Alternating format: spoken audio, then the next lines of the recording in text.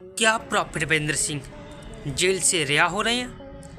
क्या प्रॉफिट बजेंद्र सिंह आ रहे हैं? खुशखबरी मेरे प्रियजनों सभी को जय मसीह की। पहले इस वीडियो को पूरा देख लें, उसके बाद हम आगे बात करते हैं कि सच्चाई को धन्यवाद करते हैं कि हमारी प्रार्थना प्रभु ने सुन ली है और प्रभु के दास हमारे बीच में बहुत जल्द आने वाले हैं। बहुत जल्द वो आएंगे और पूरी दुनिया देखेगी। धन्यवाद परमेश्वर। यस, आप चाहते हैं कि आपके प्रॉफिट साहब नए साल में आपके साथ हो। बहुत जल्द आने वाले हैं। आमीन। नया साल एक खुशी का माहौल हम सब के बीच में लेके आएगा। क्या आप सच में आपके आत्मिक पिता के साथ आप ईमानदार हैं? वो दिख रहा है, सच में दिख रहा है। हालेलुया। आप ऐसे ही यहाँ पे आते रहे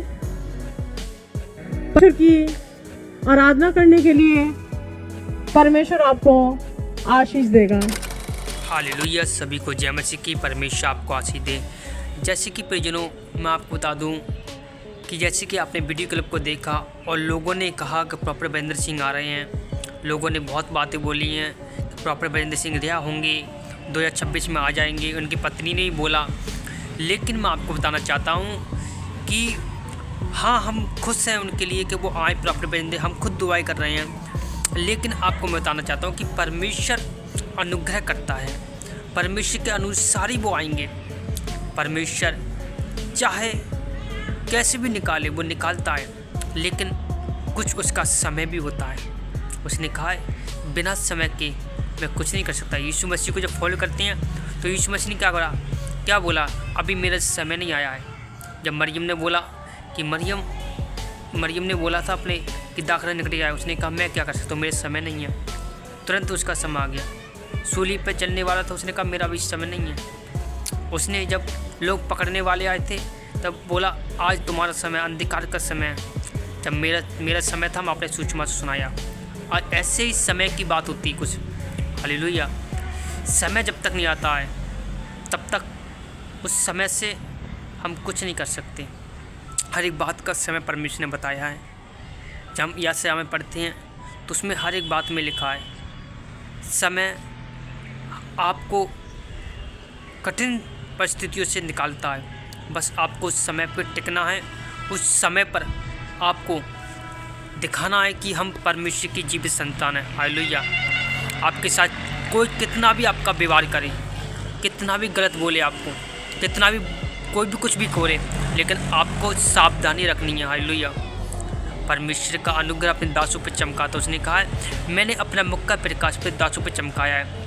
हालेलुया। वो परमेश्वर दुहाई को सुनता है। उसने कहा है धर्मी जन की दुहाई को मैं सुनता हूँ। धर्मी जन की दुहाई को मैं क्या कहता हूँ, सुनता हूँ। हालेलुया। और वो सुनता है ज़रूर। जब सुनता है तो लोग देखते हैं। हालेलुया। तो मैं आपको यही बताना चाहता हूँ कि परमेश्वर हमेशा अपने लोगों के साथ हैं और साथ थे और रहेंगे। बस आपको खड़े रहना है, अड़े रहना है, परमेश्वर पे चलना है। परमेश्वर आपके साथ है, हमेशा रहेगा। क्योंकि बाइबल में जब वचन को पढ़ते हैं तो वचन क्या कहता है? वचन कहता है मैं तेरे शत्रु के बीच में क्या बिछाऊँगा? मेज बिछाऊँगा।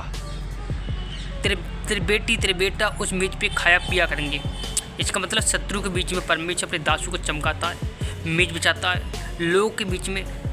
लेकिन आपको इन चीज़ों को समझना पड़ेगा कि ये सही बातें हैं। बाइबल में मैं तो विश्वास करता हूँ कि यीशु मसीह का वचन जो भी लिखा सत्य है। क्योंकि हमें परमेश्वर ने क्या अधिकार दिया है? मनुष्य से लड़ने का? क्या उस पर विजय पाने का? नहीं। हमें परमेश्वर ने अधिकार दिया शैतान के हथियारों पर, शैतान से लड़ने का। हालेलुया। ताकि हम उन पे खड़े हो सके, उस शैतान से लड़ सके, उसके किंडमों से, उसके हर एक षड्यंत्र से, ताकि वो शैतान लज्जित हो, वो शैतान हारे, वो शैतान हर एक किंडम से, हर एक हथियार से जो शैतानी ताकत उस पर अटैक कर रही हैं, उससे हम लड़ सकें। हमारी आत्मिक लाइफ पर उससे हम लड़ सकें। इसलिए परमेश्वर हमें किया है कि मैं तुम्हें सांप और बिच्छुओं पर और शत्रु की सारी सामर्थ्य पर मैंने अधिकार दिया है, ताकि विजय पाओ और तुम्हारी विजय परमेश्वर के सामने चमके। उसने कहा है, परमेश्वर ने कहा है, दिखावा के लिए कुछ मत करना, लेकिन जो गुप्त में करोगे परमेश्वर के लिए, परमेश्वर उतना ही आपको प्रतिफल देगा। हालेलुया। सच्चाई कोई छुप नहीं सकती।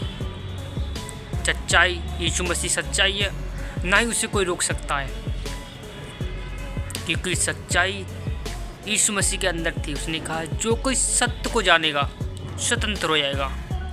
इसलिए जो कोई सत्य को नहीं जानता वो स्वतंत्र नहीं है, क्योंकि उसको पता है कि बाइबल किसी के धर्म के या किसी के नियमों के या छोटे ऊंचे को वो नहीं देखती है, वो केवल पुत्र और बेटी और बेटा को देखती है। जो कि उसे ग्रहण करेगा वो परमेश्वर ग्रहण करेगा, जो परमेश्वर ग्रहण करेगा वो स्वर्ग में जाएगा। और स्वर्ग ऐसे नहीं मिलेगा।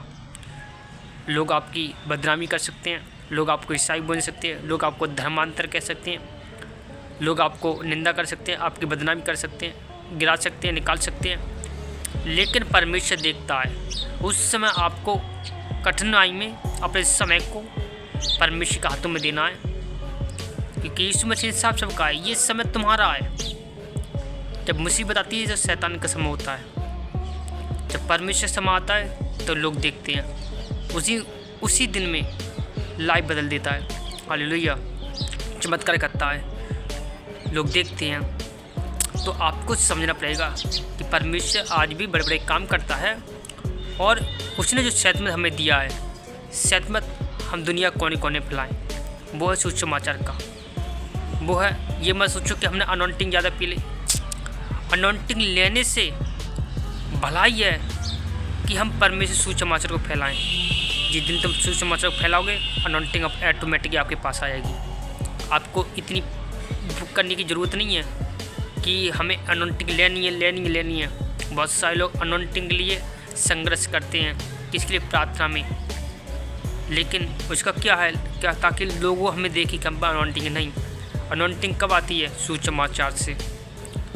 सुसमाचार देखो क्यों मैं बता रहा हूँ अनॉइंटिंग, आपको बताता हूँ। जब यीशु मसीह ने अपने चेलों को भेजा था तो क्या बोला? जाओ सुसमाचार को फैलाओ, जो तुम्हारा कहना माने उसके घर पे रहो और दुष्ट आत्मा निकालो।